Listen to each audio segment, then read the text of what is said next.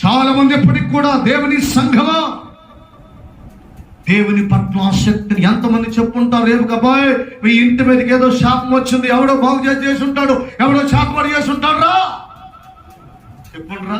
ఒక్కటి కాదు, రెండు కాదు, 10 మంది పిల్లలు చచ్చిపోయారు, ఆస్తి పోయింది, ఐశ్వర్యం పోయింది, నీకు రోగం వచ్చింది, ఎవడో ఏదో చేశాడు నీ ఇంటి పక్కన ఉంటాడు, చెప్పినోడు లేరంటారా అమ్మా?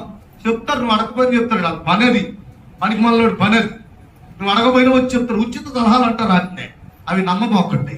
యేసయ్య మాట నమ్మండి. దేవుని స్తోత్రం, హల్లెలూయా. ఎవడు ఏం చెప్పినా, ఎవరు ఎన్ని చెప్పినా, ఏవుకు దేవుని పట్ల ఆసక్తి, మనసులో కూడా యేసయ్యను దూషించలేదు. కొట్టి చప్పట్లు గట్టిగా యేసయ్యను మాయపడు. ఇది దేవుని పట్ల ఉన్న ఆసక్తి. దేవుని బిడ్డలారా, మారు మనసు పొందలేకపోవడానికి బైబిల్ సెలవిస్తుంది, ఏవు ఆసక్తి తగ్గలేదు. ఆసక్తి కలిగి ఉండండి, పోగొట్టుకున్న దానికి రెట్టింపిస్తాడు ఖచ్చితంగా, నమ్మదగిన వాడైనా. హల్లెలూయా. ఆఖరి అధ్యాయాలు మనం చదువుతాం కదా, 2 ఆశీర్వాదం. ఏంటి వాటి చెప్పండి? తనకున్న ఆసక్తి, తనకున్న విశ్వాసం.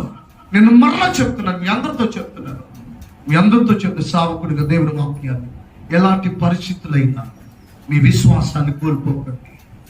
ఎలాంటి పరిస్థితులైనా దేవుని పట్ల మీకున్న ఆసక్తిని విడిచిపెట్టండి. దేవుని కొరకు వాడబడ్డ ఎంత భాగ్యమమ్మా, దేవుని కొరకు వాడబడ్డ ఎంత ధన్యత.